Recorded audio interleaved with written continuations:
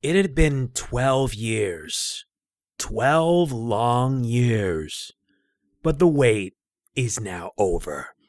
Hello everyone, Megaman NG here, and today we are going to be talking about a review of Samurai Jack. I did mention that I will be reviewing this show, and it's a limited 10-episode series. This is the final season, Season 5, and the wait is finally over.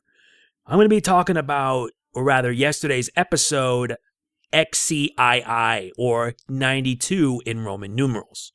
So here's how this is going to work. I'm going to be providing a summary, what I liked and disliked about it, with my thoughts, etc. Before I begin, I do want to say, for anyone that was not around when the show aired, the show first appeared on August 2001, created by Jenny Tartakovsky. And it lasted 4 seasons, ending in 2004 with a cliffhanger. And we thought the show would never get resolution. We waited a long time. It didn't help that a lot of other things kind of, pushed that wait even further. Jenny Tartakovsky leaving after the cancellation of Symbionic Titan notwithstanding. But now that he's back on Adult Swim, and we got a new season along with it. So let us begin. It has been 50 years since the events of the 4th season. The world has changed to becoming one stripped of hope.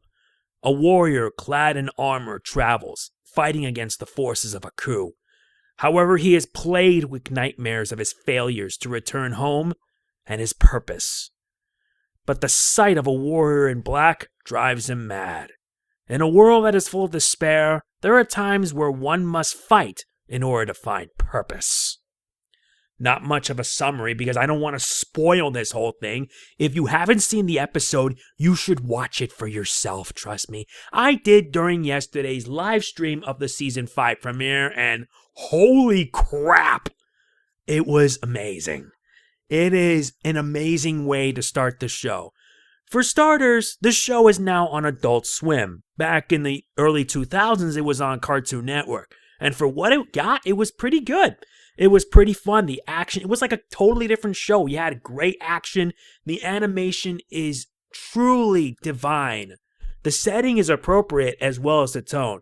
But here in Adult Swim territory now, since the show is now on Adult Swim, it's now taking a darker direction. You probably already know this according to the reports that 50 years have passed and the world is a dark place. A coup has destroyed all the time portals, and Jack is seemingly immortal. He's seemingly immortal due to the results of him traveling forward in time. Back in the first episode, after he confronted and defeated a coup flung him through a portal in time into the future. This, in turn, pretty much made him somewhat immortal, meaning that he cannot age. However, being stuck in a world full of despair for 50 years can affect even the toughest of people. Jack is totally different. He has been scarred, physically and emotionally. And believe me, when I saw him go at it throughout the entire episode, it was incredible. The animation is just like how I remembered back in the early 2000s. It's still amazing, it's still awesome, and it adds so much to the atmosphere. There are times where it's all intense with action scenes all over the place, and there was tons of action that we liked. And other times, it's so quiet and serene, where you don't need words to express it. You have actions. And this episode nailed it so well. The setting's a bit different and a bit darker. And believe me, during one scene in a subplot, there is a subplot involving a woman, basically part of a cult of Aku, giving birth to 7 daughters. And we get to see these 7 daughters grow and become assassins with one simple purpose: to destroy, or rather to kill, Jack to please Aku. That's terrifying. Seeing one of the women just stab somebody in the eye with an arrow really means that the gloves come off. We're in for a wild ride. At one point, I felt bad for one of the kids, Ayashi, I think. She had to endure so much just to be groomed to being a weapon of destruction. You can't help but feel bad for her, you know that? But it didn't really matter though, because the episode was just great, including the final battle scene, or rather the battle between Jack and some Pied Piper idiot who claims to be Aku's favorite assassin. Heck, he even calls Aku on his phone, which, as you know, Aku is now voiced by a different actor, one who has actually captured the spirit of the late Mako. You guys know that Mako passed away in 2006, and it pretty much kind of hampered the return of Samurai Jack for a bit. Fortunately, Jenny Tartakovsky found a perfect replacement, which makes me pretty pleased. Phil Lamar is the same voice as Jack. He's always been Jack since the start, and he's going to be Jack till the end. And I love that. I mean, wow. I could go on and on about how amazing this episode is.